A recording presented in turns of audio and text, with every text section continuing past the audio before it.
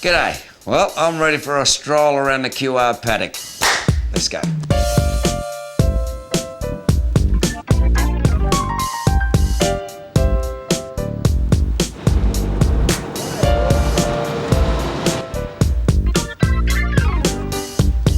It's a big operation, this QR, isn't it? They say there's as many QR people working all over the state as you'll get at a Bronco Knights game. Now, not to mention all the plant and stuff and freight and passengers going here and there and everywhere every day. As you all know, as well as the people behind the big desk, that QR's success comes from its workers behind the scene. Your ability to cope with change while the business end keeps up with the rest of the world. Oh, thanks, mate, I'll need that. And talking about changes, nothing makes your head spin faster than workplace health and safety, right? There's so much important information in here that you don't know where to start. Well, it came into play about 10 years ago, and for pretty good reason too, I might add, to keep everyone safe. It's based on the simple idea that no one should be put at risk of injury or illness while they're working. I mean, that's you and your mates too. Your work and anyone else working around you. And all right, we all know there's fines and big costs to the industry for not doing it right. But the important thing is, what usually gets damaged in accidents is machinery and people. Only one of them feel pain, and it definitely isn't the machinery. Now, if I was to offer you 4-to-1 odds on some horse, well, you probably jump at it. Well, that's the same odds as you getting hurt at work. Last year, 1 out of every 4 QR workers was involved in some kind of workplace injury or accident. And that's a bet you don't want to win, and neither does your boss or your family. QR's already making machinery and procedures as safe as possible, and even writing work instructions so that safety's built in how to tackle every job every time. But people are still getting hurt, so all right, what's the answer? See, sometimes when we're doing our job, I mean, especially doing jobs that we've already done a million times before, we sometimes don't notice we're putting ourselves into danger. Hey, look out! Oh, hang on a sec, guys. Have a break. Thanks, guys. Much appreciated. All right. See, it's as simple as that. All you got to do is look out for your mates. Now have a look at these examples.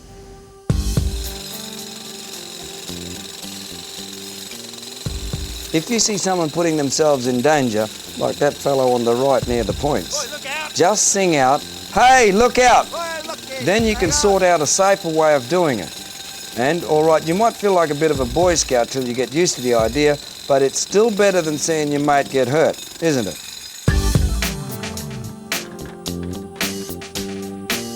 It's not about telling someone they're wrong or making anyone out to be a dill.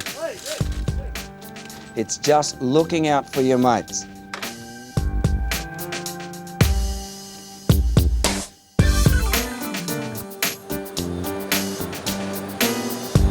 Let's face it, if someone pulled you up when you're about to hurt yourself, you wouldn't be anything else but grateful, would you?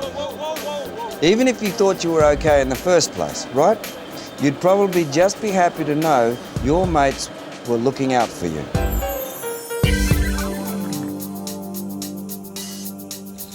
See that bloke? He's trying to set up a meeting with his girlfriend, but is more likely to meet the 510 Express. Don't let your mates take any risk you reckon could cause them some kind of damage. Give them a, "Hey, look out," all right? Sometimes it's hard because they just want to keep on going. But if you're any kind of mate, you'll still pull them up anyway and show them where you think there's a risk. And hey, if it's you someone else pulled up, don't get defensive and make them feel like a goose just because they were trying to look out for you. Even if you think you're right, it's not going to hurt to look at it from their angle. Well, not as much as it could if you don't. And you don't have to take my word for it either. Remember the people I was telling you about who copped the... Well, here's just a few of them. Started up and pushing the piece of ply through next to me, there's bang happened.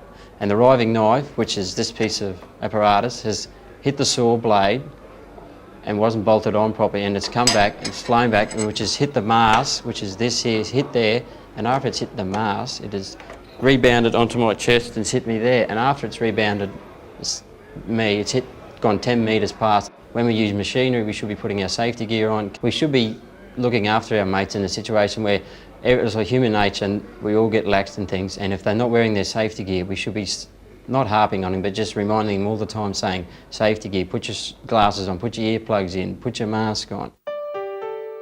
Well, I was there basically in the capacity as a signal electrician primarily. We were actually working at a level crossing at South Walker Creek Mine, working with one of the local civil gangs.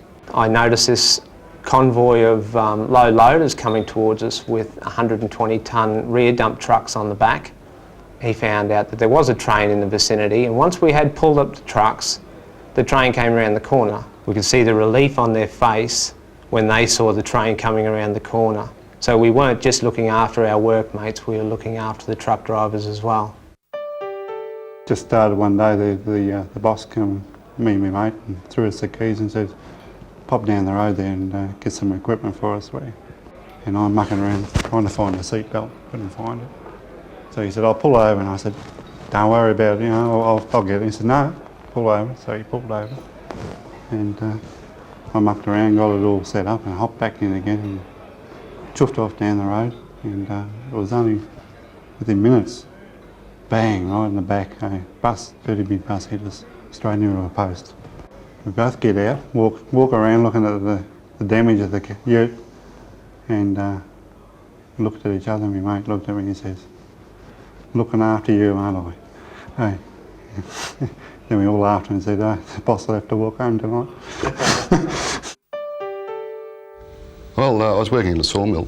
It was many years ago, it was 1975, and when we were actually setting up the logs on the breakdown bench, where they cut the one fletch off so they can put it over the bench. When the log was rolled on, I actually threw the dog into the log, and the person behind me actually pulled a switch, and the trolley was too close to the saw at the time, and it had come back into my legs, and I ended up back on the saw, 48-inch saw, which didn't tickle at the time. It didn't tickle? No. Yeah. So it's important to look after your mates, you reckon? It's very important to look after your mates, because you could be in the same position yourself one day and you'd like someone to look after you, wouldn't you? Well, I'd drink to that, mate. Cheers. Cheers. That's not how I like it. Now, just to show you how much management supports look out for your mate, we've even got a few of them out of their office to say so. Hey, look out! Oh, me. Oh, crikey. Hang on a sec. Here, get a load of this. Thanks, mate. Thank you, gentlemen.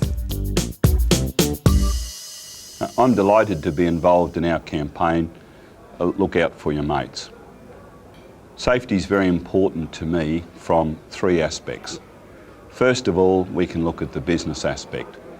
And if you talk to our customers, whether they be freight or passengers, safety is very important. They want either their freight or themselves to arrive safely. There's also a second level, and that's where it's important to me personally, and that is I care about our employees. And I don't believe you can say you care if you injure or kill someone at work. And then on a third level, and this is where the campaign Look Out for Your Mates comes in, we have thousands of employees, we have lots of big equipment, we have many classifications of work and many different work environments. To me, that all adds up to the possibility of a situation where employees can be exposed to dangerous situations. But you don't have to do it alone. And indeed, you shouldn't allow your mates to do it alone. As far as I'm concerned, this is one of the aspects of the QR family. It's looking after each other, it's looking out for your mates. My aim and my hope is that employees can enjoy their time at work and can go home after their shift safe and sound to their families. So remember, please look out for your mates. In 1996 we had a fatality. It was a tragedy. A guy fell off the side of a bridge, and I went to see his wife and his family, and 10 months after the event I remember her words. Every night she went to bed and she was asking herself a question: why did my husband die? And she couldn't work it out, she couldn't understand it. And 10 months after the event, Ernie, we explained everything to her. She had tears in her eyes, I understand that. It was very hard for us, but her parting words was a thank you. She said, tonight I'm going to go to bed. She said, I don't know whether I'll sleep or not, but at least tonight I know what happened. And it's actually very important that we tell the families what happened and why, because the trauma of a loss, it goes on for years and years and years. So it's a very important issue. So it's very important that we do look out for your mates. Very important we look after the mates and the families of the mates. We've all got people that love us at home, and they want us to go home every night. And that's right, isn't it? That's how it should be, Ernie. That's how it should be. I'm responsible for coal and freight services in the QR. I mean, the sort of thing, Ernie, that I've seen as I've gone around on safety inspections around the state, we've seen a lot of at-risk behaviours. I mean, the sorts of things as staff riding on the outside profile of vehicles, getting on, getting off moving wagons, riding four-wheel motorbikes at high speed, not calling signals, a whole range of at-risk behaviours. We really must work together with our supervisors to rid the workplace of these unsafe practices. And if they see their workmate working unsafely, they must tell them, and if their workmate tells them they're working unsafely, they should thank them. Our workforce, our guys getting home to their wives or their husbands at the end of a working day, and it's not something we can muck around with. I mean, you could have a good laugh, but at the end of the day, we want our workforce to get home from their working days safely. In my early career, I actually witnessed sort of fatalities on the track, and were there to pick up the pieces afterwards. Some things that really make you feel very, very, very sad, and I don't want to be part of this in our workplace, in our business, and I really appeal to my staff, please confront your workmates if there's unsafe practices going on, work with your supervisors to try and fix these things up. We don't want it on our conscience, and we certainly don't want you not going home to your wives and families.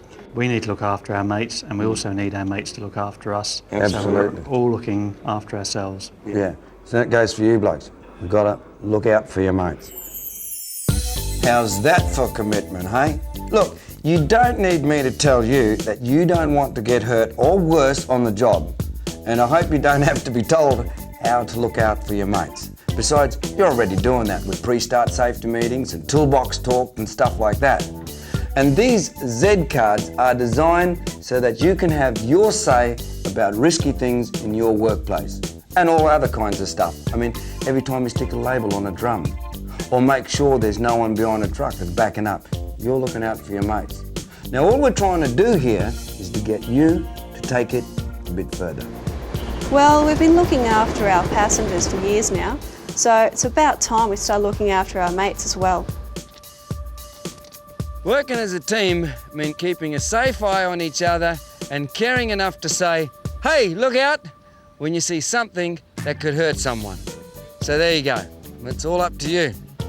Look out for your mates, all right?